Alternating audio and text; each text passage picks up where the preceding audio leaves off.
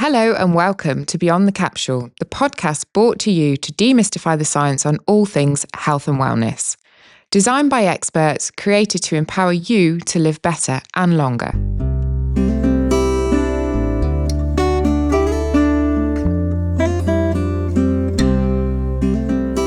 Hello, welcome to Beyond The Capsule. I'm Helen Drake, Clinical Education Manager at Cytoplan. And today we're delighted to introduce Dr Simon Dyall, and we're going to be discussing brain health and cognitive function, particularly within relation to omega-3 fatty acids. That's what we're going to be talking about and explaining today. So Simon is an associate professor and leads the MSc Clinical Neuroscience programme at the University of Roehampton. He is an honorary visiting research fellow in the Centre of Neuroscience, Surgery and Trauma at Queen Mary University of London. He is the chair of the Scientific Advisory Board of the UK Association of Milk Banking and sits on the scientific advisory boards of the charities Think Through Nutrition, the Food and Brain Foundation and NutriTank. His research sits at the interface of neuroscience, nutrition, neurobiology and psychology. So all encompassing, we refer to that as nutritional neuroscience. And his lab utilises both preclinical and clinical approaches to explore the role of bioactive lipids in brain health and disease across lifespan. So welcome, Simon. Thanks so much for agreeing to come along and talk to us today. So we're really glad to have you. And that was a really great biography. I'm actually quite jealous of it when I was reading it out. Well, thank you very much. No problem. Thank you for the kind invitation. No, you're welcome. Before we kind of get into the nitty gritty of, what we're going to talk about, it'd be really great if you could just give us a bit of a history of your background, how you got into it and what sparked your interest in what we're going to call neuroscience, nutrition. So I had quite an unusual route into the field. In the 90s and the late 80s, I was actually a personal trainer and I was a fitness instructor. And around that time, there started to become a lot of interest in fatty acids, a lot of interest in supplements. And I wanted to have a better understanding of how they worked, what they actually did, what was hype, what was actually, evidence-based. So I went back to uni. I did a degree in biochemistry. And then I got to the end of that and thought, what do I do now? And I found a PhD that was quite interesting that was looking at the effects of heat on oils, cooking oils. And I went for the interview for that and didn't get it. But at the same place, there was an advert for a PhD looking at omega-3 fats and the brain. And I thought, I'll give that a go. And became really passionate about the field. This was the early 2000s. And I've been working in the area ever since. So just kind of drifted into it, really. Amazing. Actually, it's so interesting because a lot of the academics we've spoken to have almost started out in a completely different field and then been pulled back into the thing they're passionate about. And yeah, I think that's sort of often how it works, people that get really excited about particular things. I think you've got to go where the time is right and when you feel it's right and you find a topic and just something that you really engage with and go with it. Excellent. So, well, obviously we've mentioned already, you've done a lot of research and work looking into essential fatty acids. And, I'm a nutritional therapist and we talk about them a lot to clients and to other practitioners as well. But I think a lot of people know they're good for them, but a lot of people don't necessarily know what we're talking about, particularly when it comes to omega-3s and the difference between omega-6s. So this is a really sort of big, well, not big question, but broad term. But what do we mean by omega-3 fatty acids? Thank you. Yeah, it's a good place to start. So essentially, there are certain fats that the body cannot make. We can't make them, so we have to get them through the diet. So these are called dietarily essential fatty acids. And the fatty acids we can't make have certain structural, we call motifs. So the omega-3 fats, essentially, these are fats that have a particular structure, and all the families of the fatty acids have this particular structure. So 3 carbons in from the inert or methyl end, they have a double bond. So all of the fatty acids in this family, so alpha-linoleic acid, icosapentaenoic acid, docosahexaenoic acid, and the others, they all share this structural motif because they are all kind of interrelated. They're kind of developed from the same sort of precursors. So they're called essential fatty acids because we can't make them. And they're called omega-3 fatty acids because of their structure, because they have this double bond that's 3 carbons in from the inert end that we can't make that double bond.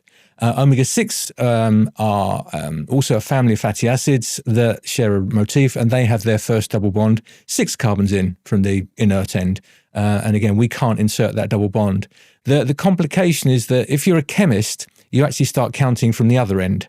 So it's a kind of a non-chemical way of naming them. But it's Ralph Holman came up with the idea, and it's kind of caught on. So basically, the omega-3s are a family of fatty acids that share the same structure, and it's a structure that we can't specifically make. Yeah. And then you've talked sort of about alpha-linoleic acid, and EPA, DHA, etc. So what are the differences between those? So the fatty acids have different lengths of carbon, so they're different chain lengths, as we call it. And alpha-linolenic acid has 18 carbons, so it's what's called a shorter or short chain fatty acid. And this is found in nuts and seeds and green leafy vegetables. So that's the alpha-linolenic is the short one, 18 carbons, 3 double bonds. EPA, icosapentaenoic acid, and DHA, docosahexaenoic acid, these are called long chain fatty acids. EPA has a 20 carbon chain length, DHA has a 22 carbon chain length. So these are called the long chain fatty acids, or long chain PUFAs. And these are found in fish oils and algae. And what the body can do is the body can convert the short chain ones, alpha-linolenic, to the longer chain ones, EPA and DHA, which is where the idea of alpha-linolenic being an essential fatty acid, because it's the kind of the precursor. So there's 2 ways you can get EPA and DHA in the body. You can either eat it from food sources, or you can convert it from the shorter chain versions. Yeah. And this is where this advice has been for a long time about consuming oily fish to get your EPA and DHA. But there are other sources that contain the precursor.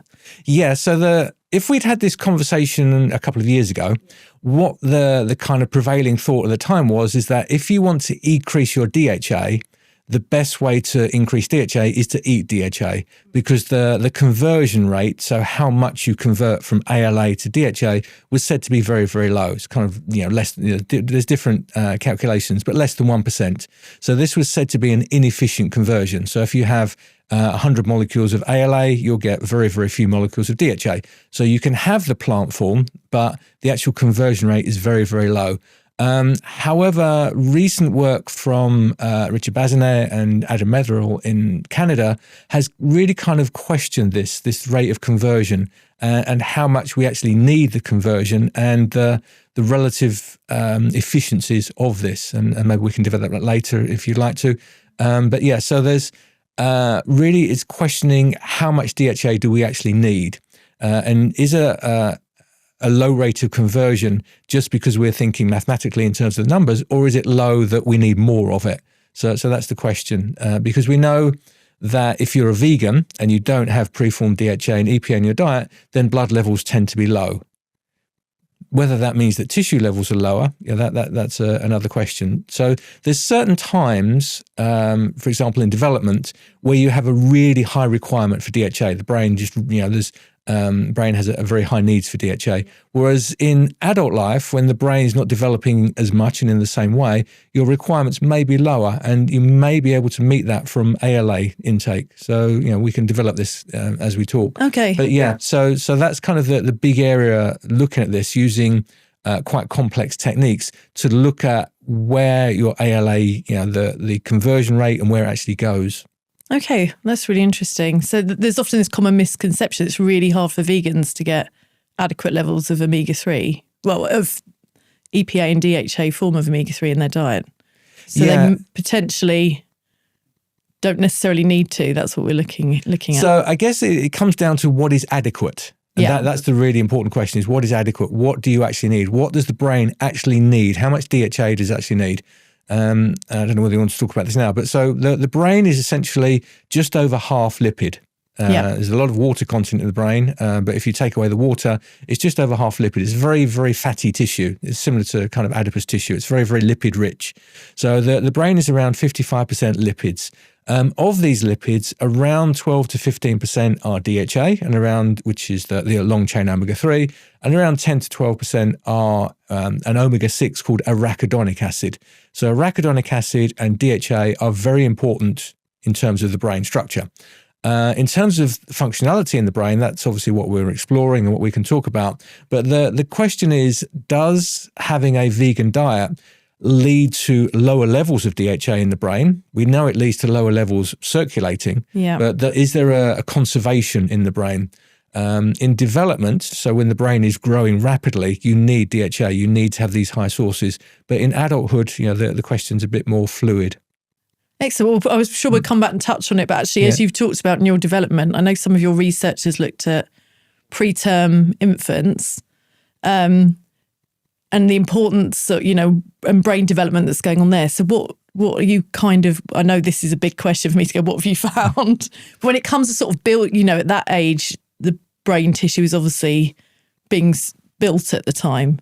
So how important are the essential fats, but also, what's going on from a physiological point of view? If just a short answer question. Yeah, thank you. It's an area that I'm really passionate about. Is because I think development is one of the areas where omega-3s have the most potential. Yeah. It's one of the areas that are least appreciated clinically, but it's one of the areas where there's most good that can be done. So just to give you a little overview of how the brain develops. So the brain develops in utero, in the womb, in certain key stages. So the first stage is you have neural tube forms, then you start to produce new neurons, and the production of new neurons is a process called neurogenesis. After you've got these new neurons, what they need to do is they need to move to where they are needed. So you get migration. Then they start to send out projections to communicate with each other, and then they start to form these points of communication, which are called synapses. So this is key developmental stages that happen in pregnancy. And the last trimester is the period of maximal brain growth, and it's the period of maximal fat deposition.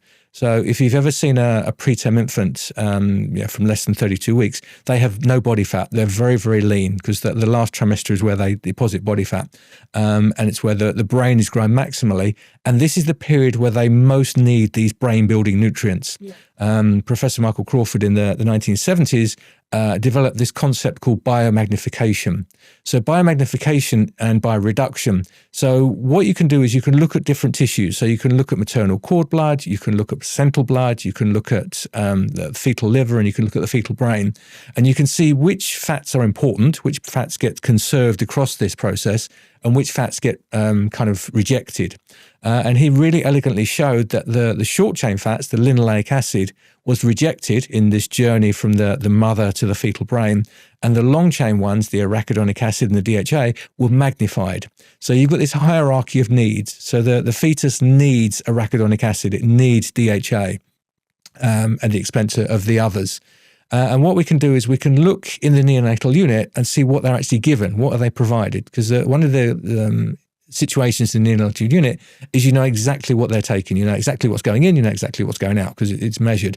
And we did a study a few years ago looking at extremely preterm infants, so infants born less than 32 weeks, and we measured their dietary intake of fatty acid from all sources. So a preterm infant at that stage would get kind of parental nutrition, so they get a drip, and they'd get what's called enteral nutrition, so food through a tube. The kind of the way it's done is that maternal milk is given the priority. So maternal milk is always the primary source. If the mother can't express for whatever reason, because they're on medication, because of trauma or whatever, then they would be offered up to 32 weeks donor milk, so milk from breast milk donors. And then after this, they would be offered formula milk. So there's a range of different sources that a preterm infant would get. And we measured the DHA and the arachidonic acid intake from all these sources over the first 6 weeks of care. And we found that these levels of intake were much lower than would have been provided in utero. So if the neonate would have been left in the womb, what would they have had accretion-wise? And we compared it to that, and they were significantly below this. And we know that infants that are born preterm are at risk for later life conditions. They're at risk for neurodevelopmental disorders, neurodevelopmental delay, social problems, etc. So there's obviously something that was not happening in the neonatal unit that's predisposing infants to later life issues, cardiovascular problems, etc. So one of the things we're really looking at is to try and increase the intake of DHA and EPA and other fatty acids. So we're looking at So one of the things we're doing is developing nutritional guidelines for breast milk donors, because breast milk is highly responsive to dietary intake. So if you have a diet that's high in fish and high in DHA, your breast milk will be high in DHA. So it's something that the mother can do as an easy thing to increase the level of the nutrients for their newborn, but also if they're a breast milk donor, for the milk donation. So we're looking at that. We're looking at milk banking practices to try and preserve these fatty acid levels across the different stages. So I'm giving you a lot of information. No, it's great. But essentially, really cool. What we're doing is we're trying to increase the levels of these brain-building nutrients in premature infants, because the premature infant brain has a very high demand for arachidonic acid and DHA, as do other organs. It's not just the brain, it's the cardiovascular system, it's the immune system. All of these important aspects of development are dependent on these fatty acids. And there was really interesting studies in the early 1990s. There was kind of like a quasi-experiment.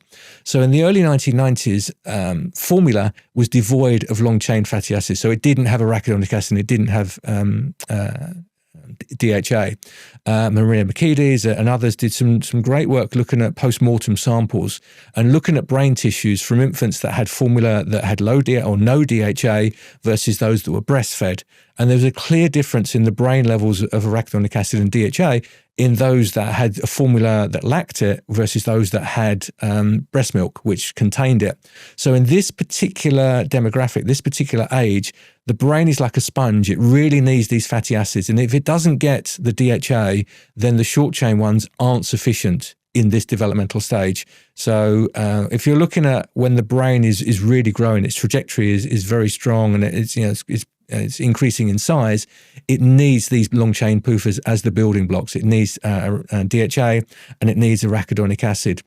Arachidonic acid, I'm going to go slightly more complicated. So there's these different fatty acids. So there's the different pathways. There's the omega-3 pathway and there's the omega-6 pathway. And when we think about the omega-3 pathway, we think about alpha-linolenic acid at the top, and then there's a series of enzymatic reactions that either insert a double bond, in which course it's called a desaturase, or they make it 2 carbon longer, which means an elongase. And you go from an 18 carbon with 3 double bonds to an 18 carbon with 4 double bonds, called stearidonic acid. So that's a desaturation because it's got a double bond. And then you elongate it, et cetera, to get to EPA, and then EPA gets converted to DHA. And then these enzymes are shared with the omega-6 pathway. So linoleic acid is the 18 carbon one, and via a series of analogous steps, you get to arachidonic acid. And when people think about omega-6s, they always kind of stop at arachidonic acid. They think arachidonic acid, that's it kind of stops there. But there is another one that's beyond that that's really important called adrenic acid.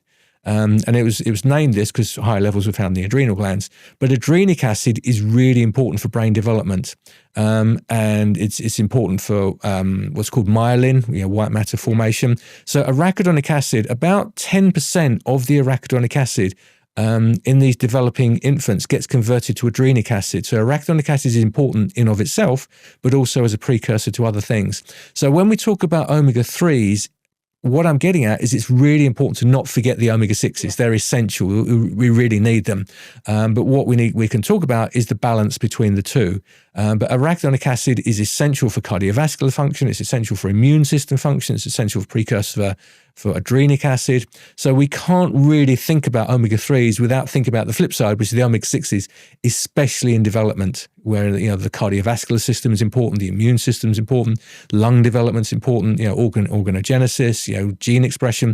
All of these are modified by omega-3s and omega-6s. Yeah. So it's not just they're important for the brain, but they're important for the cardiovascular and the immune system because they are key parts of development. So premature infants, because of their unique requirement structurally for these, because the brain needs them structurally and in terms of signaling, they are really, really important. And that's one of the things I'm trying to do is raise awareness of DHA and arachidonic acid to foster an environment where we're looking at ways to increase them in the neonatal unit.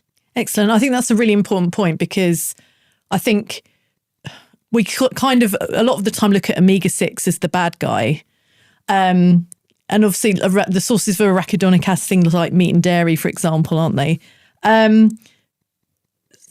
But people forget that that is another essential fatty acid that we actually need. I think the issue potentially, you can correct me on this, is that often a lot of people tend to have a higher omega-6 intake and not a very big omega-3. So we focus on the omega-3s, but that kind of means that in a lot of ways, we're like, don't eat omega-6. So do you find that in what the work you've been doing, or? Yeah, so because as I say, I started having an interest in this in the mid-90s. Yeah. And at the time, there was a book by Udo Erasmus called Fats That Heal and Fats That Kill. And essentially that was the omega-6s were the bad guys. These are pro-inflammatory. The omega-3s are the good guys. These are anti-inflammatory. And I think, unfortunately, that message has continued, and it's still there, is that omega-6s are bad, avoid them. We have far too many in the diet. We need omega-3s because we've got less of them. But the situation is much, much, much more nuanced than that. Yeah. And I think it's important that we don't, although we link them together as families, we do consider them as individuals. So when we talk about omega-6s, an omega-6 to omega-3 ratio, what do we actually mean by that? What do we put in the omega-6 side of the balance, and what do we put in the omega-3 side of the balance? And I think we need to stop demonizing the omega-6, the arachidonic acid, because inflammation's a very complex thing. It's a very situation dependent. It's very temporally dependent as well. I'll give you a little analogy. So if you think about a situation that increases inflammation, so you twist your ankle. You've got pain, you've got heat, you've got redness, you've got swelling, you've got loss of movement. They're the cardinal signs of inflammation, those kinds of things. And there are certain molecules that increase those that are pro-inflammatory. And one of the most potent pro-inflammatory molecules is something called prostaglandin E2. And prostaglandins of this particular family are produced from arachidonic acid. So if you were to take aspirin's an anti-inflammatory, it's a non-steroidal anti-inflammatory, and it inhibits an enzyme called COX, cyclooxygenase. And by blocking or inhibiting this enzyme, it stops the production of these pro-inflammatory molecules. So it decreases PGE2. So arachidonic acid is in the cell membrane. It gets released, goes into this COX enzyme, and then it produces molecules. You take aspirin, it kind of limits the ability of arachidonic acid to get in the enzyme, so it blocks the conversion. So therefore, you're decreasing the symptoms. So you decrease the symptoms. So you've got less pain, you've got less redness, you've got swelling, etc. Yeah. However, prostaglandin E2 at the initial stages increases inflammation, but temporarily, slightly later on, it's involved in a process called class switching. And class switching is where more pro-resolving and more anti-inflammatory molecules are produced. So although by blocking it at the early stages, you're decreasing the symptoms of inflammation, you may actually be prolonging the process because you're not having this class switching occurring. So that's why I'm saying that inflammation is quite nuanced. And there's great work from William Harris, who does what's called lots of observational epidemiological studies. So he looks at biobank data and looks at the relationship between circulating levels of fatty acids and indices. And there's very little evidence that higher levels of omega-6s lead to inflammation per se. So you can't just have arachidonic acid and it leads to inflammation. There needs to be an inflammatory event that triggers that. So we need to think a bit, to be a bit more understanding of time, understanding of background of the individual, and these kinds of things. With that caveat, we still need to have more omega-3s in the diet. We do have a diet that's very high in linoleic acid because of seed oils and things like that. And I think we're going to talk about seed oils later on. But we need to, I think, stop thinking about omega-6 to omega-3 ratios and stop thinking about these kind of things and think about the individual nutrients and the individual things. So is it that we are lacking in omega-3s? We need to have more EPA and DHA. Is our diet a bit too enriched in linoleic acid, rather than just thinking omega-6 to omega-3 ratio, arachidonic acid, always bad. We need to kind of restrict it as much as we can. We need to think about what is our situation. Do we have an inflammatory, do we have arthritis, for example? Do we have a systemic inflammatory condition? Obesity, for example, has a more greater inflammation. So do we have a situation that has an inflammatory background, in which case we need to think about things? Or is it just we're worried about this inflammatory index and inflammatory profile? So yeah, we need to think about what is our individual, what is our background diet? What is our, as I say, have we got a condition, a health condition that we're looking to modify? And what's the best way to do that with nutritional approaches? Yeah, I think that, again, that's really important, because we think of I mean, chronic systemic inflammation is a bad thing. We know it's a driver of lots of chronic disease. But actually, short-term inflammation is driving healing and repair processes. And I think we often forget that and just think, we don't want any inflammation at all, because actually, if we didn't have that inflammatory response, we probably wouldn't survive for a very long period of time. Yeah, inflammation is if it's regulated and resolved, it's really important. It's a protective mechanism. It's protection against things. There's lots. So I look at obviously brain conditions, and there's lots of growing evidence now that systemic inflammation can be a driver of conditions like dementia and Alzheimer's disease. So there's lots of great work looking at gum disease, so periodontitis, and the relationship between gum disease and inflammation in that context, and risk of Alzheimer's disease. So one of the problems with brain research is getting drugs into the brain, because the brain has this protective kind of barrier called the blood-brain barrier. So it's how do things get across the blood-brain barrier to have an effect in the brain. And if there's this relationship between systemic circulation and increased risk of neurodegeneration, is there anything that you can do systemically to decrease this chronic inflammation to have a protective effect on the brain? So that's one of those I look at. But I think that the message is that omega-3s in of themselves aren't necessarily pro-inflammatory or anti-inflammatory. They're just a responder to the environment. And that's what we need to think about. So we need to think about our levels of intake of linoleic acid. We need to think about our levels of intake of arachidonic acid and the levels of intake of an EPA and DHA. But these are individual nutrients rather than just thinking arachidonic acid, bad, inflammation, etc. Yeah, 100%. Actually, on that note, because we were going to go back and talk about seed oils, so I think that's quite a good time to look at the sources of those omega-3 and 6. And I think often there are some misconceptions about seed oils as well, would you say? Yeah, I tend not to follow social media, but I know on social media that there's been a lot of kind of discussions around seed oils, good or bad, seed oils, good or bad. As I say, so the first PhD I went for that I didn't get was actually looking at the effects of heating oils. So I've got an interest in oils going back a long way. So with oils, I always kind of give certain bits of advice. With oils, you should always have them in a dark glass container. You should never have an oil in a plastic container. When we're working with lipids in the lab, we always use glass. We limit plastic as much as possible because the plasticizers leach out into the lipids very, very readily. So you should always make sure any oil you have is in a dark glass container because it protects it from light and protects it from the effects. You should try and minimize exposure to heat as much as possible. Because anything with double bonds, so even from oleic acid, which has got one double bond, is going to be susceptible to peroxidation and heat damage. There has been a major increase in the Western diet in seed oils. Linoleic acid, for example, has gone up massively since the early 1930s because of changes in agricultural practices, agricultural funding, etc. So seed oils have gone up massively. I know William Harris has done some great work looking at relationships between linoleic acid and cardiovascular outcomes, and he's shown positive relationships. So the more linoleic acid in the blood, the greater the protection from cardiovascular disease. In the brain, I tend to think of linoleic as something that needs to be somewhat restricted. I think you need to try and restrict linoleic acid intake as much as you can, partly because it competes for the enzyme conversions. So linoleic acid gets converted to arachidonic acid, alpha-linolenic gets converted to EPA. They share the same enzymes. So a diet that's high in linoleic acid will decrease the potential conversion. So the International Society for the Study of Fatty Acids and Lipids have a position statement on DHA. And basically they say there's two ways that you can increase your DHA. Take preformed DHA. This is blood levels of DHA. You can take preformed DHA or you can decrease your linoleic acid intake because that will help the conversion process.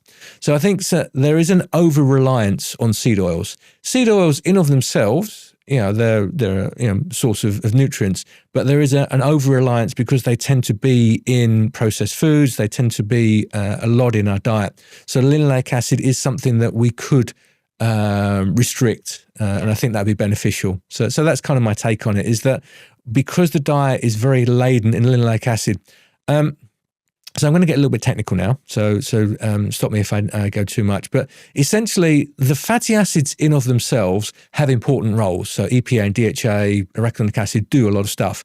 But potentially more important is what they become in the body. They get converted to different lipid mediators, as we call them, bioactive lipid mediators. So it's not just the parent compounds, it's what they get converted into. These are called oxylipins because of the way that they're made. And then there are enzymatically made oxylipins and non-enzymatically made. And because linoleic acid is quantitatively the biggest fatty acid in our circulation because of the diet, etc., it's also the biggest source of these bioactive lipid mediators. And these are the least well understood and the least well characterized. So we know the most about arachidonic acid mediators because of prostaglandins, eicosanoids, and that kind of stuff. We know a little bit about EPA and DHA, but we know much less about the linoleic acid-derived mediators. These they're called OXLAMs, so oxidized linoleic acid mediators, but they are quantitatively the greatest in terms of in our circulation. So we need to be mindful of they are nutrients, but they're also compounds that are bioactive and they have potent effects in the body. So I would recommend trying to decrease linoleic acid intake because of the effects on the conversion pathway, and also in the neonates that I look at, there is competition. So linoleic acid will compete for DHA to be incorporated into cell membranes, etc. So there's competition. So they have detrimental effects in that area. So just general sources of linoleic acid, just for people that don't know. I know we talked about seed oils, but what's particularly abundant source in the diet, would you say? So sunflower seed, sunflower oil. So sunflower oil has very high levels. So basically the sunflower oil, sunflower seeds, soybean oil, these kinds of things. So the classic oils will be quite high in linoleic acid. And that's going to if the intake that's too high, it's going to compete for the enzymes to convert into DHA.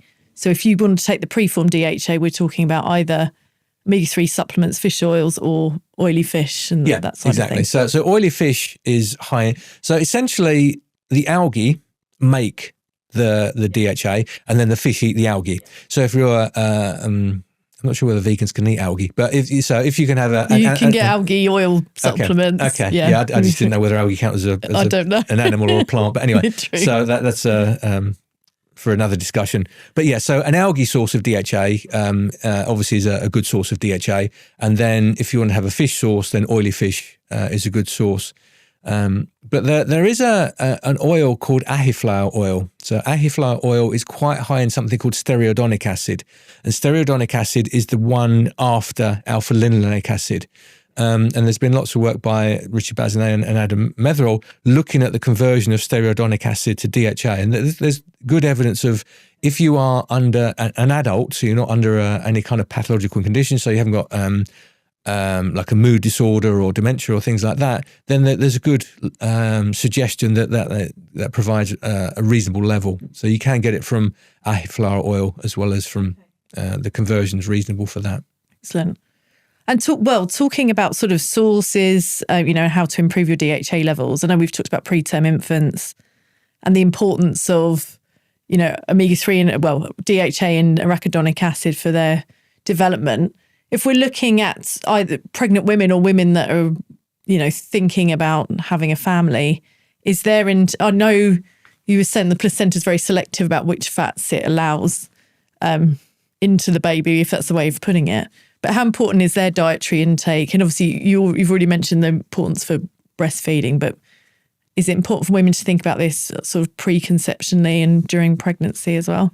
Massively, massively, massively important. It's without putting pressure on pregnant women. There is strong evidence. So there was something called the ALSPEC study. So that was a study of 14,000 individuals, and it looked at the relationship between maternal seafood intake and cognition of the infants. It went up to, I think, 8 years. And there was a clear dose-response relationship. So pregnant mothers that were having a higher seafood intake had more positive effects on childhood cognition throughout. One of the complications we have is the government guidance around the amount of fish you can have a week. So, no more than 2 portions of oily fish a week because of concerns about mercury. So that's a whole other issue. But I am strongly in favour of higher levels of seafood intake because the beneficial effects are clear. So there was a really nice systematic review, meta-analysis, that was looking at omega-3 status and neonatal outcomes. This was led by Maria Mikidis down in Australia. And she's found clear evidence of lower DHA, lower maternal DHA levels, increasing the risk for early preterm birth. And that's something that she's worked really hard to do, kind of raise awareness in Australia to produce screening programs, etc. And Susan Carlson's done some great studies in Kansas, supporting this, looking at the relationship between circulating DHA levels and risk for early preterm birth. And there's really strong evidence that those that have lower circulating DHA levels increase the risk of this. So it's not just in terms of childhood cognition, it's also in terms of decreasing the risk for preterm birth. So for maternal-wise, there is clear, consistent, strong evidence, beneficial effects of more seafood intake, decreasing the risk for early preterm birth and having beneficial effects, not just on the neonate, but also the mother. So one of the things that I'm sure you may not be aware of is that after birth, the mother's brain shrinks. It's consistently shown that the maternal brain shrinks. So there's been some really nice MRI studies to show that there is maternal brain shrinkage. And there is obviously increased risk for postpartum depression and all these other areas. There is a lot of the DHA, the maternal DHA, goes into the breast milk. I was saying that breast milk is very responsive to DHA.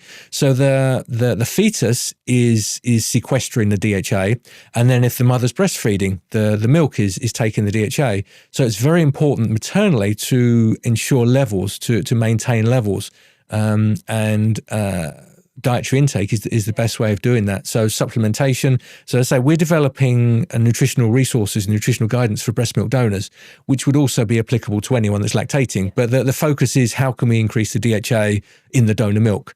But it is basically looking at obviously increasing seafood intake, increasing dietary supplementation, because it's very challenging if you've got a new mum and you've got to deal with all those experiences. To cook fish twice a week is challenging. So supplemental DHA, because it has benefits for the donor milk, it has benefits for the donor, it has benefits if she's breastfeeding her child as well. So lots of seafood during pregnancy, omega-3s or DHA during pregnancy and in lactation. Excellent. Yeah. So it's just an important thing to think of for that whole period of time. And yeah. It is key because you are feeding the developing brain of the child. And if you've got children if you've got twins or if you've got triplets, if you've got pregnancies that are quite close together, obviously the maternal stores are going to be depleted from this. Women are slightly better at converting the short chain to the longer chain, but in order to meet these needs of the developing brain, et cetera, you need to think about what can you do to optimize intake. Yeah, 100%. Really important. No, thank you for that. Well, I'm sort of moving on a bit from infants. We've talked about them quite a bit, but I know you've also looked at sort of mood and anxiety in particularly young adults. And actually, I was thinking about this before we spoke because particularly when you've got sort of teenagers and that mid-teen going into young adults, it's a real change in their lives from lots of different points of view. There's a lot of pressure on them academically, but also they're becoming more independent from their parents. There's a lot of social change.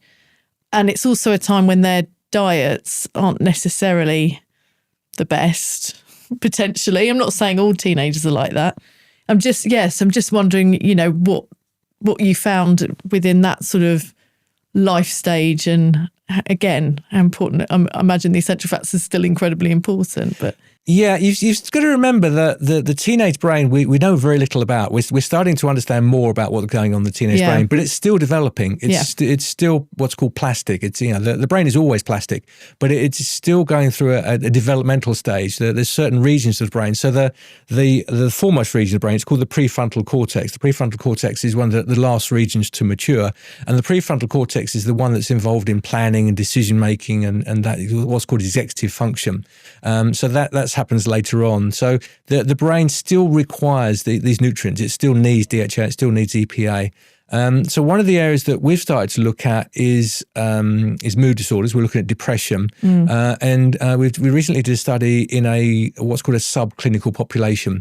So these were young adults, so they're university students from early 20s, but they didn't have a clinical diagnosis of depression, but they scored highly on depressive scores. So they had anxiety. So we started this study in early 2020, and obviously the world changed in early 2020, and the world became more stressful. People work from home, etc. So it's a very different environment post-COVID to where we were before COVID. If we are post-COVID, that's another thing. But what we found was there was a strong relationship. So this was an fMRI study. So an fMRI study is called functional magnetic resonance imaging. So this is where you take brain scans of the individuals and you look at their activity. So an MRI in of itself takes a picture of the brain and it gives you structurally what's there. So you can see the white matter, you can see the grey matter, and then you can see the kind of structural features. Whereas an fMRI, you're looking at the communication between different regions. So are different regions communicating with each other? And what we found, interestingly, that in this cohort of subclinical population in young adults, there was a clear relationship between depressive scores and blood fatty acid levels.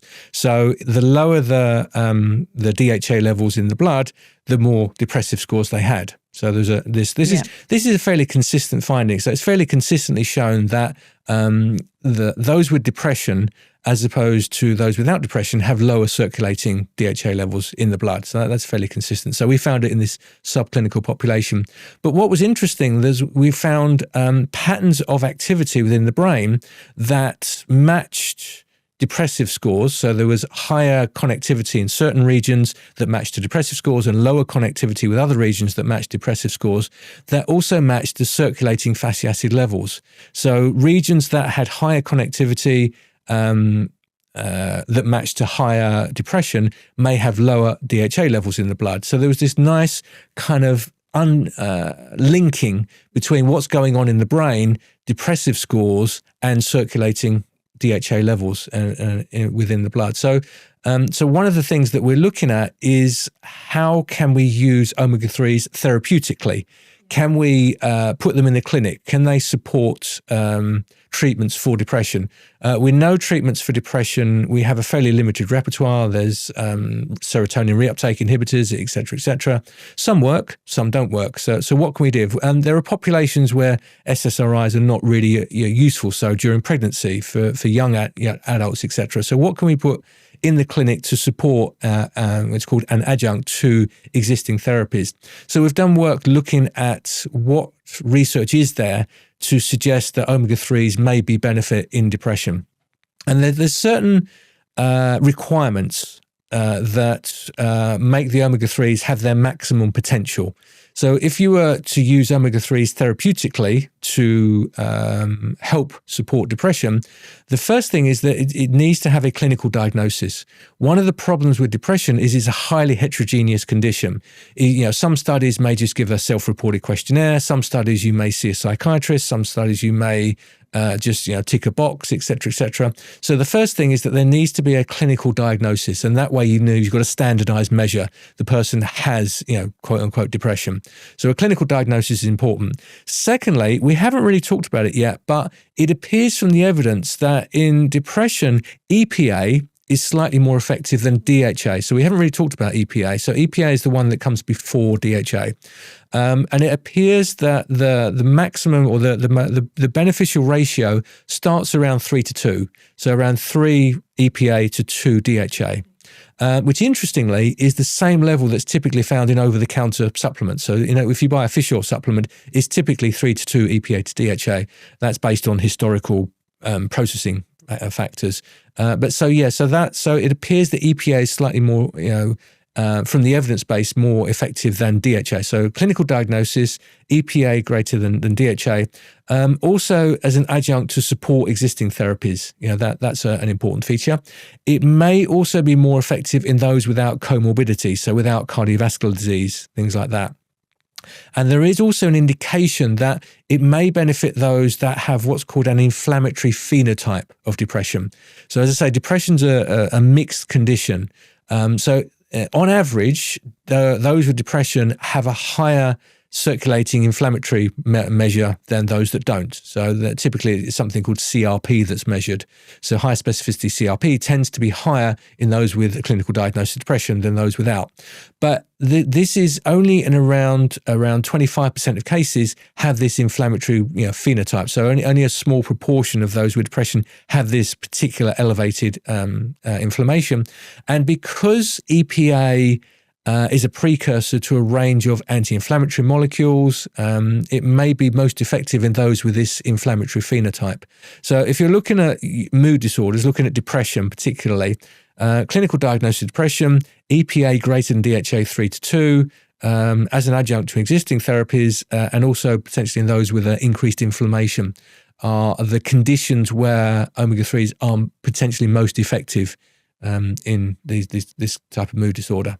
Brilliant. So it's a really important thing to think about. I think it's quite, we're thinking different scenarios where it can be more or less helpful. And I think that's always the same thing. And I think that's maybe why nutritional research is tricky. You probably find this more than anyone tricky, because there's multiple factors that, like you'd say, can lead to depression. But if we can support that intake as much as possible, ensuring optimal intake, particularly throughout those early adult, well, probably throughout life. I'm sure we're going to be talking about that a bit more, but it's quite an important time of life, I'd imagine, to make sure that you're getting those optimal levels in, and potentially it can be used I would say, as you say. So there's lots of reasons why clinical trials with nutritional products are very problematic. So running trials in nutritional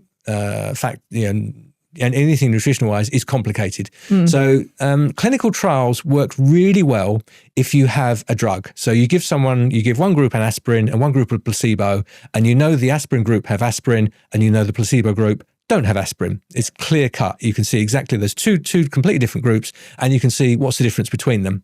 As soon as you start to talk about nutritional products, and particularly omega-3s, so everyone has omega-3s in the system. So everyone has circulating omega-3s. So you're now having a subtlety. You've given one group an omega-3 capsule and another group a placebo, but your placebo group also has omega-3s in their system. So you're comparing a little bit more to a little bit less.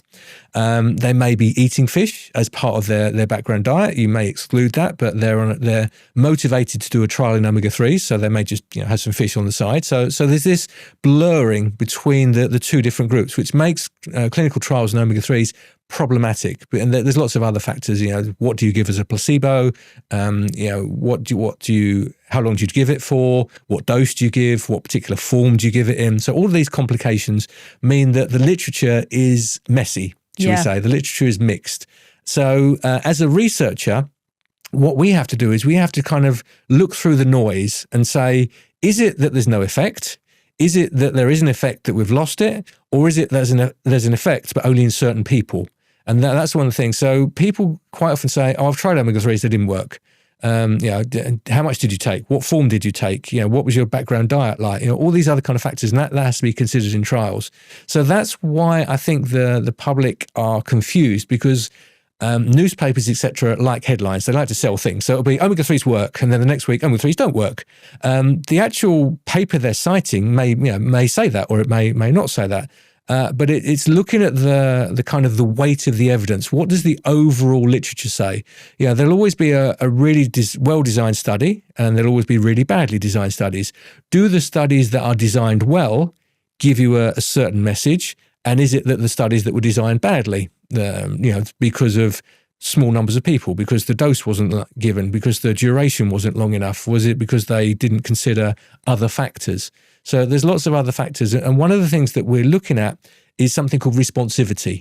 So who is the demographic that is most likely to respond to this?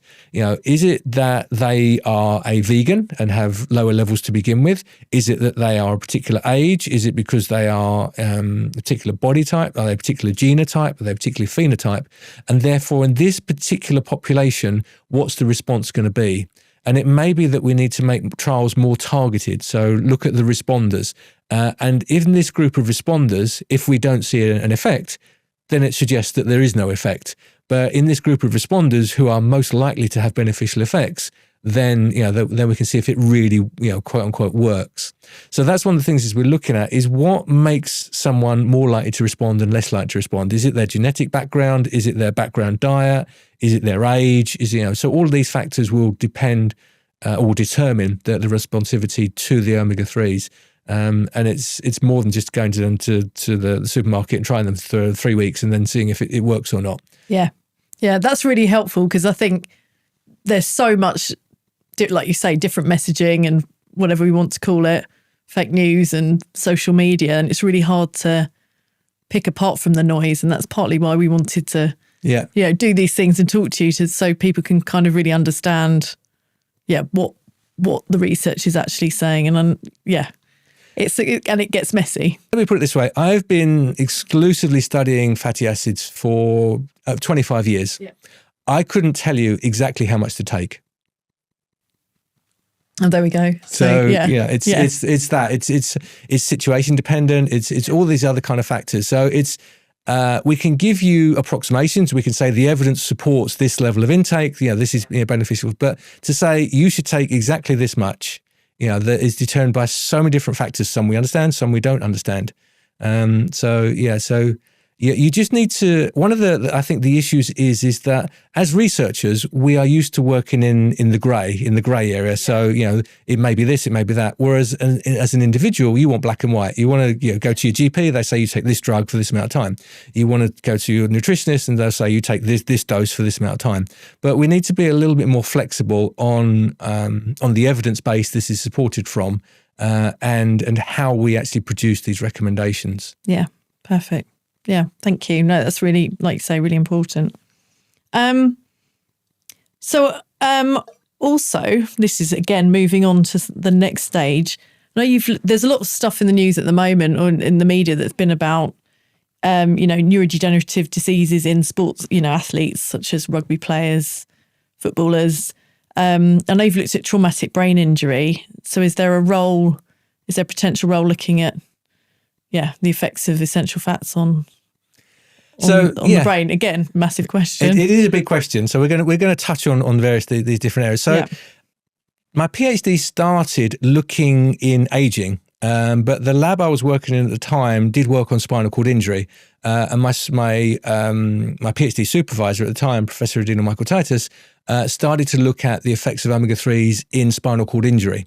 Because the lab was set up to do that. So we started to look at spinal cord injury, and then she subsequently developed a program of studies looking at neurotrauma in more general, so looking at traumatic brain injury, peripheral nerve injury, these kind of areas. And I've kept my association with her, so I've kept my link to be involved with her research. So looking at traumatic brain injury, you're exactly right. So one of the concerns at the moment is, does concussion and subconcussive brain injuries increase the risk for later life neurodegeneration? So there was the Ice Bucket Challenge a few years ago, where it's raising support for raising awareness for motor neuron disease. It's called a particular form of motor neuron disease called amyotrophic lateral sclerosis, or ALS. There was increased risk from American footballers in terms of developing ALS and these kind of conditions. And so essentially, when you have a concussion or a subconcussive injury, this causes trauma to the brain. So there's trauma to the brain. And then this increases the risk for a condition called CTE, or chronic traumatic encephalopathy. And then chronic traumatic encephalopathy increases the risk for neurodegenerative conditions like ALS and dementia. So there's, in the UK, work looking at professional footballers and ex-professional rugby players to see if they have greater evidence of dementia and Alzheimer's disease. And there is, the literature is a little bit mixed, but personally I think there is a signal that if you have these concussive and subconcussive injuries, it does increase the risk for Alzheimer's and dementia. And we can see this from a very young age. There's evidence that even in the teens, there are structural changes in the brain that are consistent with neurodegeneration from head traumas. It doesn't have to be a concussive injury. It can be a subconcussive injuries. And one of the biggest issues we have is that when you return to play, when are you able to start playing again after you've had a concussive injury? It used to be you'd shake it off, and if you could run around, then you're off. But we know that you have a kind of a cascade of events, and this cascade of events has to resolve before you can have a secondary injury without significantly increasing the risk.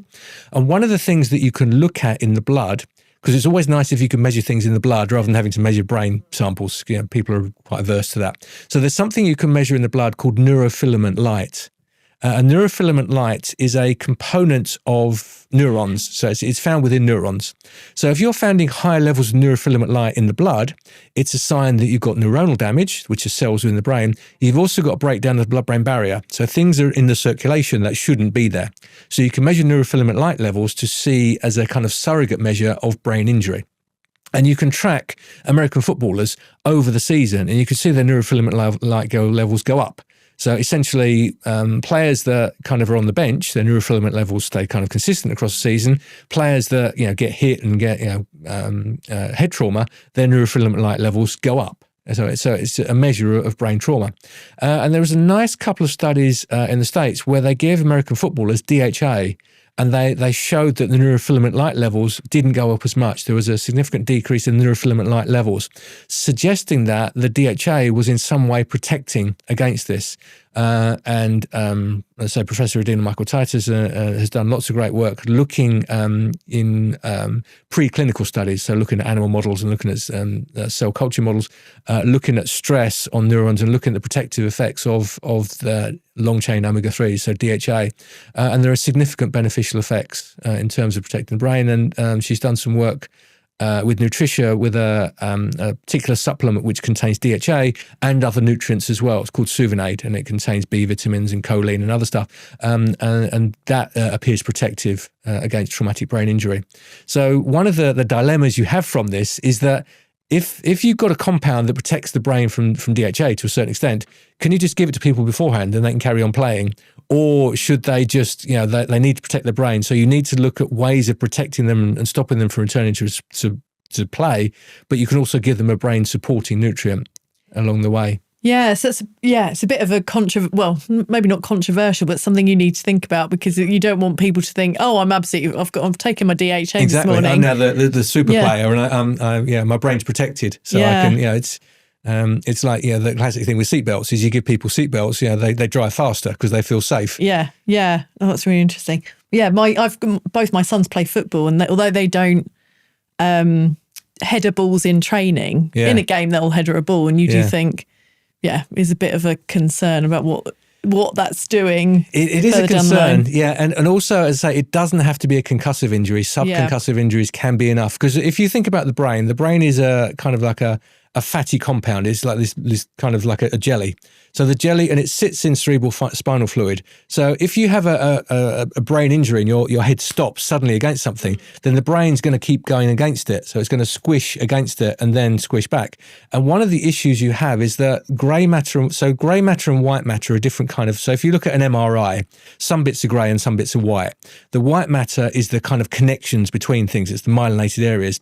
And the grey and the white matter have different structural properties. So when not only do you get this compression of the brain in the skull, you get this structural shearing between the grey and the white matter. So you get this damage to axons. So it's not just the impact of the coup and the counter coup, kind of the impact, and it's also this shearing that goes on as well. And there needs to be sufficient time for the brain to when we talk about inflammation in the body, it's called inflammation. When we talk about inflammation in the brain, it's called neuroinflammation. And that's slightly different because you don't have heat and pain and redness, etc. So this neuroinflammation needs to resolve, because a secondary injury before it's resolved is going to be much more problematic. Okay, yeah. So it's the return to play. So if your sons do head the ball, they need to have sufficient time to recover before they head it again. Okay.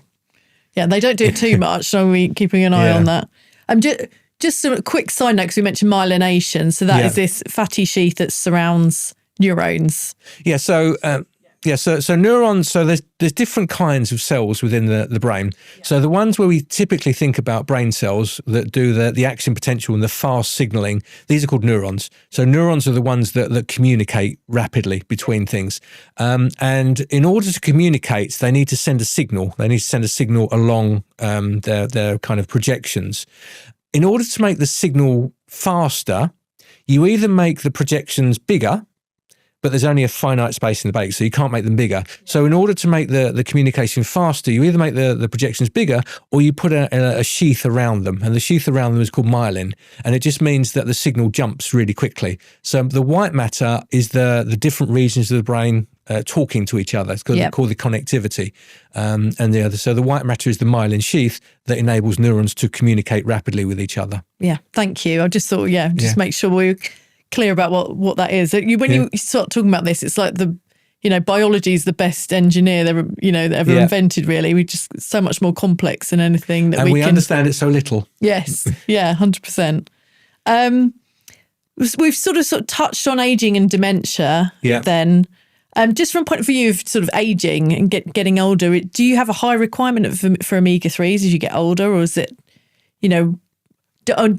does dietary intake change? Because actually I was just thinking, when I thought about my grandma, sorry, I'm jumping around, but I thought about my grandma, I was like, she actually ate quite a lot of oily fish, sardines and pilchards, etc. It's not as fashionable now. So I wonder if that's going to have an impact as well. Yeah, you raise a really interesting point. So our diet has changed. There's the classic photos of children lining up to have their cod liver oil, etc. So we did used to eat a lot more fish without a doubt, and that has affected our brains. So the one thing we can say consistently, clearly, with a strong level of kind of support is that populations that eat more fish have a lower risk of developing dementia and Alzheimer's disease. There's something called the Framingham study. So it's really strong evidence. So Framingham is a region in America. And in the 1950s, they started this big cohort study measuring different risk factors for cardiovascular disease. And in this first cohort, they showed clearly that those that had the highest level of omega-3s in the blood had approximately 50% lower risk of developing Alzheimer's disease. And this correlated with fish intake and circulating levels. So there's really strong evidence that having higher circulating levels of omega-3s decreases the risk for developing dementia and Alzheimer's disease. There was a cohort study, so they looked at their children, exactly the same. And they looked at their children, similar findings. That in the UK, we have something called the biobank data, which is where people deposit samples of blood, et cetera, and brain imaging. And again, across the board, those that have higher omega-3 levels have lower risk for developing dementia and Alzheimer's disease. So consistently, populations that eat more fish have a lower risk for developing Alzheimer's and dementia. That's kind of a very strong evidence. The question that obviously follows from that is, what should I eat and when should I start taking it?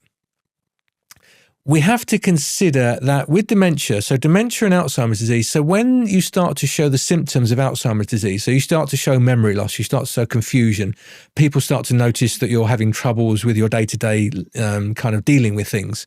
You may have had the condition for 20 years. Yeah. So your brain is incredibly robust and resilient. There's a lot of built-in redundancy. So your brain can hide a lot of neuronal loss without showing overt symptoms. So this means that by the time you start to show symptoms, you've had a condition for 20 years. So expecting to take a fish oil capsule, once a day for 6 weeks for a condition that's been developing for 20 years is ambitious. Yeah. Yeah. So we need to think about that. So one of the things that population-based studies is these people have been having them for years. So there is that. The other complication is fish contains other things apart from just omega-3s. It contains iodine and magnesium and they're beneficial. So I always say that omega-3s are amazing, they're brilliant, but the first thing you should do is eat more fish, get more of the accessory nutrients, and then start to think about the omega-3s. But in terms of aging studies and dementia studies, I mentioned that omega-3 trials were complicated. They are even more complicated in dementia and aging, because you need to track people for a certain period of time. So one of the things we need to think about with omega-3s is, what are we expecting them to do? So you've got a population you've got an individual that has say you test them on memory. They've got a score on memory. Over time, If they have just normal aging, they will get slightly worse. So they'll slightly get worse with normal aging. If they have dementia, then their trajectory will be slower. It'll be faster. So they'll decline to mild cognitive impairment, and then they'll decline to dementia. So their trajectory will be different. So if we give someone omega-3s, what are we expecting? Are we expecting them to get better, to improve above and beyond what they were to begin with? Are we expecting them to kind of stay where they were? Are we expecting them to decline, but less of a decline than they would normally? So that's what we need to appreciate. Omega-3s aren't super capsules. They're not suddenly going to make you massively smarter. You can't take 6 capsules a day and you'll suddenly, be able to, improve your IQ. So what are we expecting? Are we expecting them to kind of maintain where they are, or for the decline to be slightly less than it would be ordinarily? If we're expecting the decline to be less than it would ordinarily, we need to run the study for sufficient time to see a decline, because if there hasn't been a decline, then there's not going to be a difference. So therefore, trials need to be done for sufficient period of time. Trials are costly, they're time consuming, they involve a lot of resources, and the trials in omega-3s tend to be run by omega-3 supplement companies because you can't really patent them, so the drug companies aren't as interested unless it's like a specific compound like Suvinade that we talked about before. So they tend to be run on a shoestring. So they're done for as short a time as possible, 6 months. So we're going to do a trial in dementia, so we'll run it for 6 months. In 6 months, what would our decline in the placebo group realistically be? Would it be enough that if there was a difference, it would be sufficient to see that difference? Realistically, if you've got someone with dementia or starting to get memory loss, you need to run it for at least maybe 2 years in order for the placebo group to see that decline. There was a large trial done with Suvinade, the lipid trials, that at 2 years, their placebo group didn't have the expected decline, and they didn't actually see a difference between the placebo and the treatment group. But this trial was extended for 3 years, and by 3 years, they had seen that decline. So there was a difference at 3 years that was lost at 2 years. So therefore, trials that are run for 6 months, you're being really ambitious and optimistic to think that there's going to be a significant difference because of the way it works. They don't suddenly make you incredibly smarter. They just preserve their protection. So if they can preserve function, then that's an amazing thing. So we need to be realistic and think about how long the trials need to be run for, which raises another question. If you're running a trial for 6 months and you have 200 people in each arm, how many people are still going to be interested in taking supplements at 6 months? And if you run it for 3 years, how many of those 200 people are going to be around, available, still following it? So there's this dropout factor that needs to be considered in trials.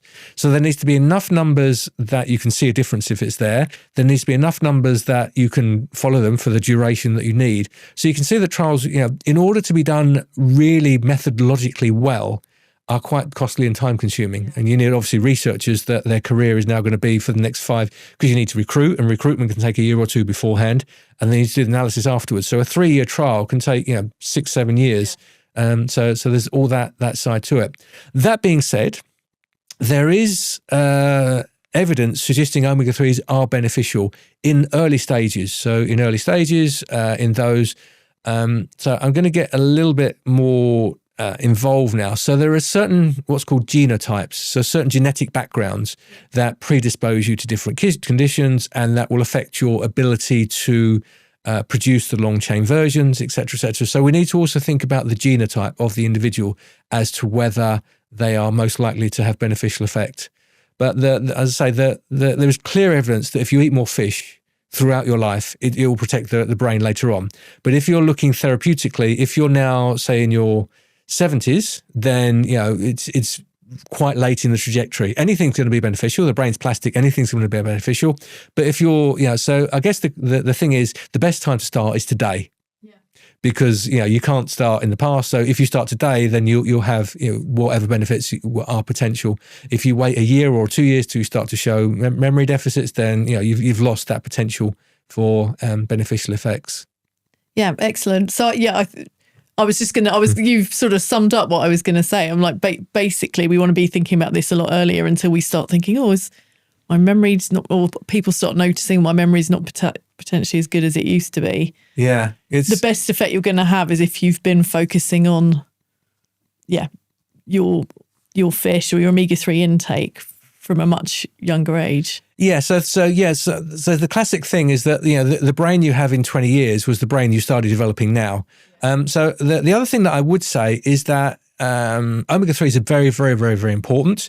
So there are other nutrients that work synergistically and support them, but there are other things that we also need to consider. So exercise is important for the brain. Exercise is really important for the brain, and we can have a chat about the interaction between exercise and omega-3. So that's really important. Social interaction is really important for the brain. Learning new skills. So anything that challenges the brain is going to make the brain more resilient. And a really interesting finding that I hadn't really thought about was the importance of hearing and hearing loss. And there is good evidence now that if you can consider hearing loss at an early age, this decreases the risk for dementia. So having a hearing aid, for example, because hearing is very challenging for the brain, and it takes a lot of cognitive load, and therefore it puts, decreases resilience for other factors. So we're talking about omega-3s, but omega-3s don't exist in a vacuum. We need to think about lifestyle in general. So all of these things are really important for conserving and preserving cognition. And as I say, what you do now is the brain you're going to have in 10, 15 years' time, and the body you're going to have in 10, 15 years' time. So so start now. Yeah, definitely. And I guess, again, that's a bit of the problem with getting well, I'm not saying you don't get good data from research, but you've got all these compounding factors that have an impact on brain health. I mean, we often talk about synergistic nutrients, but also, the impact, because part of this podcast, we've also looked at sleep and stress and exercise, because all those things together are what affects everybody's well-being, but in particular, what we're talking about today is brain health, and isolating one thing is never helpful. And that's often why drug therapy has sort of fallen down a little bit when it comes to dementia, because there's multiple factors that are affecting it. Yeah, so what can I say about it? So the focus on Alzheimer's has for a long time been on a particular protein called beta amyloid. So you've got this transmembranous protein called the amyloid precursor protein, and this amyloid precursor protein can be cut in a variety of different ways. And there's the amyloidogenic pathway, and there's the non-amyloidogenic pathway. And then, so in the early 1900s, Alois Alzheimer I looked at autopsy samples from Augustita, and he looked at the brain of Augustita, and her brain had these clumps, and therefore these clumps are part of the diagnostic criteria. So you've got these amyloid clumps, and you've got tau proteins. So you've got these different misfolded proteins that are diagnostic characteristic features of the condition. So the focus of Alzheimer's drugs for a long time has been on amyloid. So the current new approved drugs are amyloid antibodies, so they decrease the level of beta amyloid, and there are slight indications of preserving cognition. But my personal view is that it's much more complex than just beta amyloid. You've got to look at neuroinflammation, all kinds of other things, and I think we have gone down the wrong route for a long time, focused on beta amyloid, and we should be looking more at other kind of therapeutic targets around that. But that's kind of pharmaceutically looking at treatment approaches. But I think we need to consider other factors as well as just beta amyloid. I think it is a little bit kind of target fixation on one particular thing, because individuals can have beta amyloid. You can have increased levels of beta amyloid and have no dementia. And one of the things now is we're moving towards physiological assessments. So you can have tau levels measured in the blood, and you can have a physiological diagnosis of Alzheimer's disease. So we're moving now towards having a physiological diagnosis without a clinical diagnosis. And I think that's a little bit, we need to tread very carefully with that. Just because you can measure something in the blood and it's a risk factor for something doesn't mean it's a cause and event kind of process. So that's an area we're moving more into now, is looking at blood biomarkers and blood measures as risk factors and making physiological diagnosis rather than the clinical diagnosis. I don't know how we got down that tangent, but anyway, so what I wanted to talk about was the interaction between nutrients. So one of the problems with omega-3 trials is that you just give omega-3s. You give an omega-3 and you see what happens, and then you've got a treatment group and you've got a placebo group. But it's not looking at the synergy between them. And David Smith up at Oxford had a great series of trials called the VitaCog trials. And the VitaCog trials gave B vitamins. So he gave B12, B6 and folic acid. And he looked at brain shrinkage and we looked at cognition. And he found beneficial effects with his B vitamins. But what he found was really interesting was that the beneficial effects of these B vitamins were strongest in those with the highest omega-3 levels, and the least effective in the lowest omega-3 levels. So there's this interaction between B vitamins and omega-3s. And there was an interesting Alzheimer's trial, the omega-AD trial. They had 174 participants, and basically they measured the omega-3s group treatment effects, and there wasn't really a beneficial effect in the intervention group. But what he did was he then did what's called a post-hoc analysis. So there were some blood samples left over, and he did an analysis based on the levels of homocysteine, and the greatest therapeutic effects were in the group with the lowest homocysteine levels. And homocysteine levels are determined by the levels of certain B vitamins. So it's supporting this interaction between B vitamins and omega-3s in neurodegeneration. So I think one of the complications with omega-3s is that there are multiple mechanisms of action. It could be anti-inflammatory, it could be gene expression, it could be phospholipid synthesis, et cetera, and different mechanisms will work for different conditions. So what's beneficial in a neonate will be different to someone that's got depression, will be different to someone with TBI, will be different to someone with risk for dementia. But in those with an aging brain and risk for dementia, it appears that this interaction with B vitamins is quite key to the process. So there's something called the folate cycle and the homocysteine cycle. So anyone that's interested in nutrition, I did a biochemistry degree and I love pathways. I really like pathways. But I would say as a nutritionist, if you just know one pathway, it's the homocysteine folic acid cycle pathway, because it's so important for epigenetics and for everything. But it interacts with the phospholipid synthesis pathway. So there are 3 B vitamins, B12, folic acid and B6 that are important for this pathway. So if you have low levels of B12, B6 and folic acid, then the homocysteine pathway is not going to be working as well.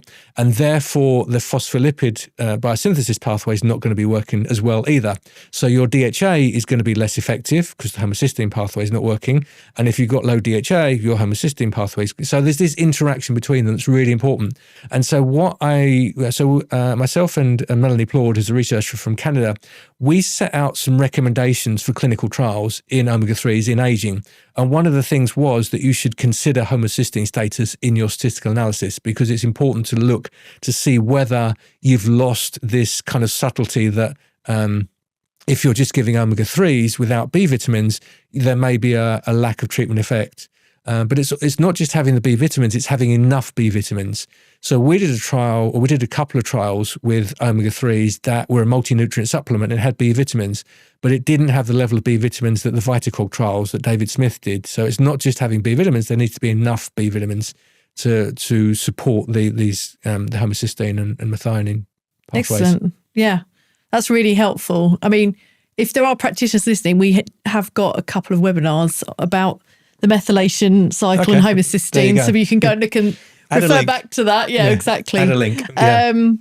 But yeah, it just shows how nuanced everything is, and there's just a web of interactions that's going on in the whole body. It is. It's so we like to think reductionist. So as researchers, we like to be reductionist. We like to, what's our little thing we want to test, and what do we look at as an outcome? But you need to appreciate that. Just because we think reductionist in a reductionist way doesn't mean the body's going to work in a reductionist way. And one of the areas of research that's quite intriguing is that we're now developing what's called N of 1 studies. So rather than having a big clinical trial where you've got 1,000 people in one group and 1,000 people in another group, you look at one person, but in a tremendous detail. So you do lots of what's called lipidomics. So you measure all the lipids in their blood. You do proteomics. You do genomics. You look at all these different things, and you look for that individual, what is leading to any changes. So for this particular person, we know in much more detail. So you're looking at individuals, and with the increased prevalence of AI, you're able to look at big data sets in a much more instructive way. So that's the way we're going. We're starting to have an idea of the complexities of things, but we do need to appreciate that research by its very nature is reductionist. but the questions we're asking are not. We're asking whole body wise, so I focus on the brain, but obviously I need to be aware that the brain is nourished by the cardiovascular system. So anything that benefits the cardiovascular system is going to benefit the brain, and vice versa. And there's skeletal muscle, there's crosstalk around that. So there's this crosstalk that we really need to appreciate. And just to give you another analogy, so I work on omega-3s, and I work on the omega-3 mediators and the omega-3 talking, et cetera, but there are analogous compounds. So arachidonic acid produces something called endocannabinoids. So cannabis works. So cannabis has effects on the brain because it has compounds that mimic compounds that are already in the brain. And these endocannabinoids are derived from fatty acids. So you have a whole conference and a whole group of researchers that are just focused on endocannabinoids. And you've got another conference that are just talking about omega-3s and fatty acids. And yet they're so interacted and so connected. So even within the lipid field, there are these kind of silos that we need to kind of, cross the boundaries and talk about how they interact. So there was a researcher at my lab who sadly passed away last year, Dr. Francisco Mulian Hogado, who was an avid endocannabinoid researcher. And we used to have arguments about what was top of the list. So were endocannabinoids driving omega-3s, or are the omega-3s controlling the endocannabinoids? So there's this kind of nuances around this, looking at how the lipids interact. And then you think about the proteins and the carbohydrates and how they interact, and the other, the micronutrients. It's I just focus on omega-3s because that's all I can cope with, is to keep it with the omega-3 field. But obviously there is the gut focus and the microbiome and the interactions there, which I don't get. I talk to researchers who are in that field, and then we can kind of to see where the interactions are, because I think it's important to kind of know one area well rather than knowing lots of areas. But so there's lots of understanding of the environment of the individual. It's not just a case of you can give two people that you can give two people the exact same dose of omega-3s for the exact same time. They'll have different blood levels, they'll have different responses, they'll have completely different effects from it. That's the thing, is the biochemical individuality. I think it is. I mean, we can think lots of different things about AI, but that it's quite exciting where health and research and science and biology may be going when it comes to that, because that does sort of give a bit more of availability of data, from the individual, and we can actually, look at what we call personalised nutrition or tailored health or whatever you want to call it. Yeah, so the NHS is a absolutely phenomenal resource. So there's all these patient information, all this patient data. So it's how we could best capture the message that's there. So there is this huge resource. So precision or personalized medicine is how things are going to go. So you're going to go to your GP and you take a genome sample on a chip and analyze your genome, and then based on understanding of your risk factors for things, and so that's, as I say, that's we're moving towards decreasing risk factors rather than dealing with a clinical condition. But so AI has a huge amount of potential in terms of analyzing the big data sets.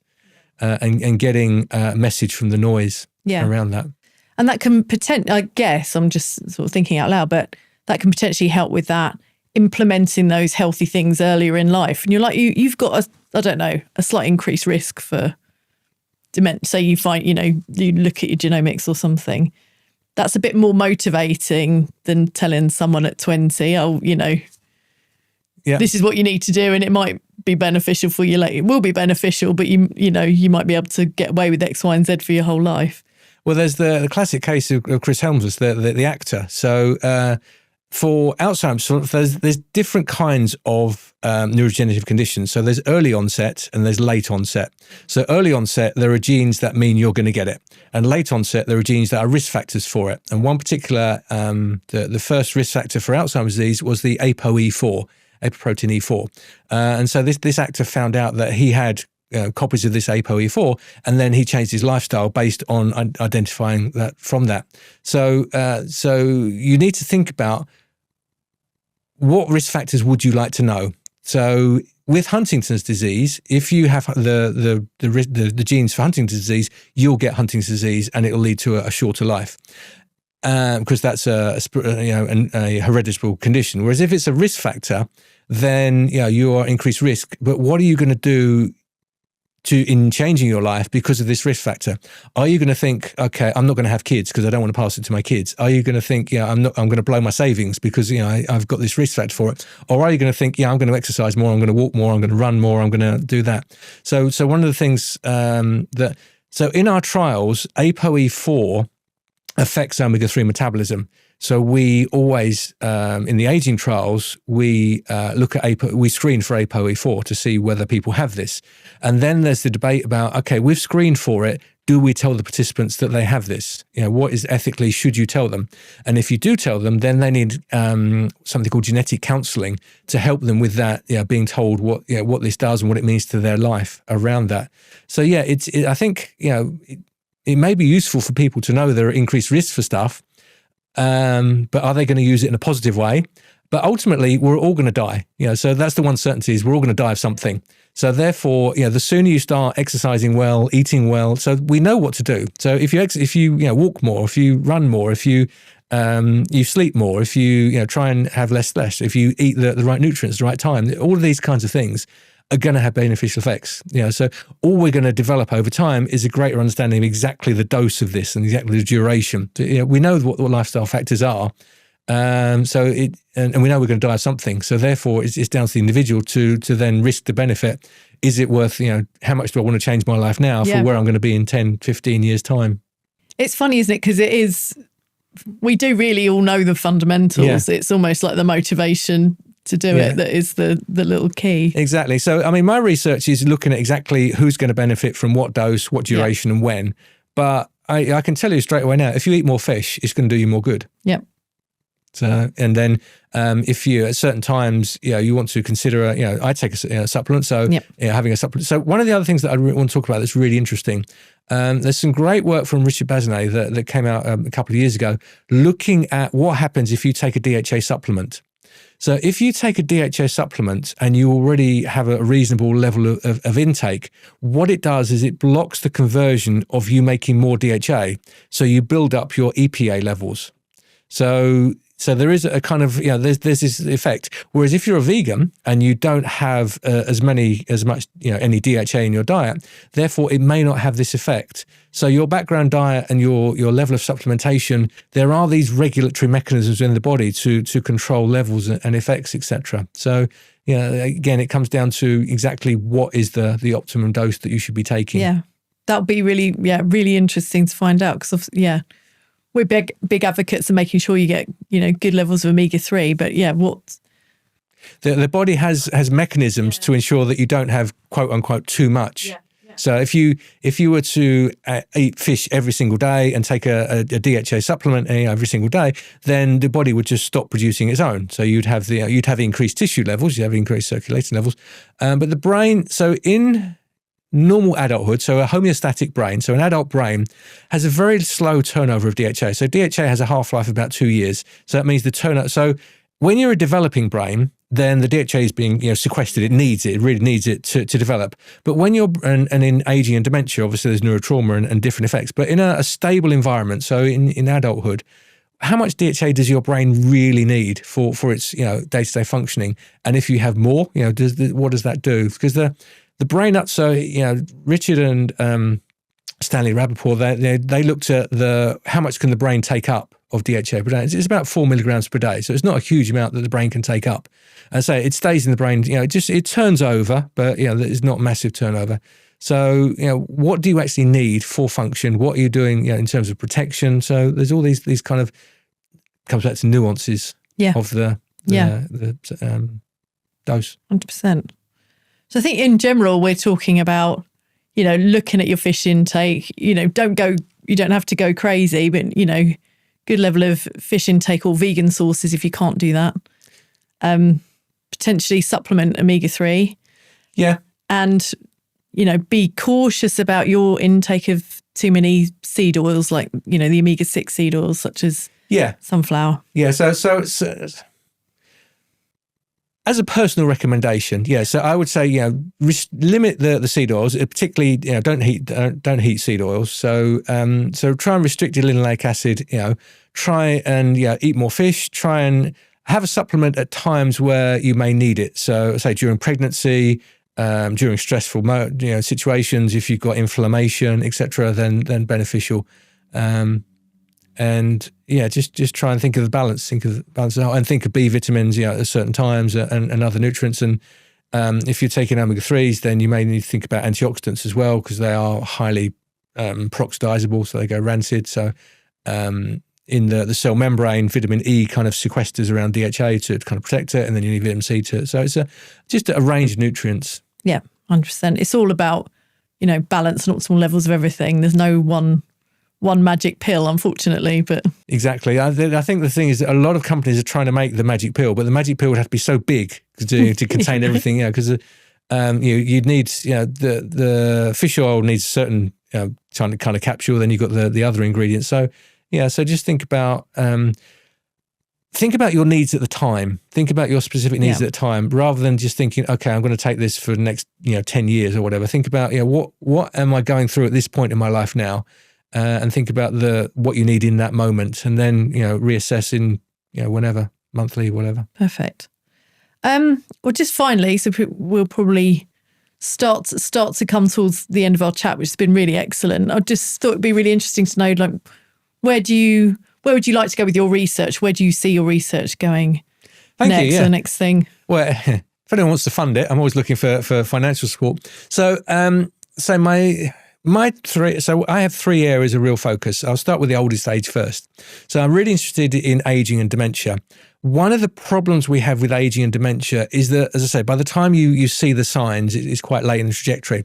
So we did a couple of trials looking at using walking as a predictor of cognitive decline. So walking is a very complex task. Walking is you've got a lot of balance, coordination, proprioception, awareness of what's going on. So it imposes a high cognitive load on the brain. And alterations in gait, particularly in something called dual tasking. So if you get someone to talk on the phone while they're walking, or to count back in numbers, etc., you can see changes in gait as a risk factor for dementia. So we looked at whether omega-3s improve gait speed and improve gait along with cognitive measures. And we did a pilot study. It was only for 6 months, so it's quite short. And we found that the omega-3 intervention, which had B vitamins and stuff as well, so it's a multi-nutrient, it improved measures of cognition, so it improved reaction time, and also verbal memory. So if you gave people a list of words, they could remember more than the placebo group. And there was also improvements in walking speed. So that was a really interesting study. So we looked at that. But then we did a follow-up study to see whether, if we gave them spin cycling, that would give them a similar benefit to the omega-3s. So does exercise work in the same way as omega-3s, or are they additive, or are they synergistic? But unfortunately, the exclusion criteria had to be really strict. So it needed to be people that could exercise. They were interested in exercise. They were interested in dietary changes. So we got a very able group of participants, and we didn't get our decline in the intervention period. So I'd love to do that as a bigger trial to make that longer, to look at the effects of omega-3s on gait and balance and coordination, in relation to the effects of exercise as well. Because I think that's a really important area, because it can improve mobility, not just in terms of inflammation, but also in conduction speed and communication with the muscles. So I think that's a really important area. I'd also like to, in that demographic, look at more functional tests of memory. So typically you do memory tests where you have to move things around on a computer screen, etc. And it appears that omega-3s are important for spatial navigation. So we tried to do this study where you had this virtual VR set, and you were just moving around a supermarket, and you had to remember when things were. So it would be a big study looking at effects on exercise, but also on a cognitively relevant outcome, such as spatial navigation. So that'd be a trial that I'd keep putting in to try and get funding for. In the mood disorders, I'd like to extend the fMRI work to do more work looking at subclinical populations. So we found some interesting effects on kind of baseline scores. It'd be nice to see if we gave them an intervention. So if you give them a supplement, does it improve this brain connectivity, and does this relate to mood? In which case, it may be that the omega-3s are having effects because of this connectivity and brain communication. So there'll be effects around there. And I'm always looking at ways to try and increase the DHA intake of preterm infants. So working with, so one of the problems with preterm infants is that they are quite a small demographic. So the pharmaceutical companies aren't really motivated to produce specific interventions for them because it's a small demographic. So trying to work to develop something that's functional, that can be given to preemie infants, that can work around that would be my kind of 3 wishes for research. That's, I hope that you managed to do that, because they also are really important, particularly with the neonatal stuff. Yeah. And also interesting with your looking at the walking and gait, how you sort of coming back to that sort of movement that you started off at. Because that's one of the things, is that it's all very well saying you should exercise more, but if people are unsteady on their feet, if they've got lack of balance or coordination, they don't want to go out, they're scared of falling over, they can't cross the crossing before it stops beeping. So the quality of life goes down, therefore they stay in the home more and then they're less likely to go out. But if you can have beneficial effects, it means that you can walk that little bit faster, so you can cross the road where it still goes, you've got more confidence that you're not going to fall over. It has knock-on effects that are unrelated to the DHA. It's just the fact that they are more mobile, and so that has those beneficial. Yeah, brilliant. It's been a really excellent conversation, so thank you so much. You've made my job really easy because you've just got this wealth of knowledge, and I just sort of... Well, hopefully it was the right level for everyone. But, no, it was brilliant. And I think the best, well, I don't want to speak for you, but I think a really good message was start today. Yeah, that's it. Yesterday's the best day, but today's the best, second best. All right. Oh, excellent. Well, thank you so much again. And really appreciate your time. Thank you. Thank you.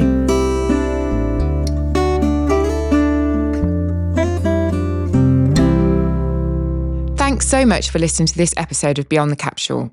Don't forget to like and subscribe. If this conversation has sparked any thoughts or questions and you'd like to learn more, don't hesitate to get in touch with our nutritional therapists at nutrition@cytoplan.co.uk. We're Cytoplan, inspired by nature, proven by science, and driven by purpose.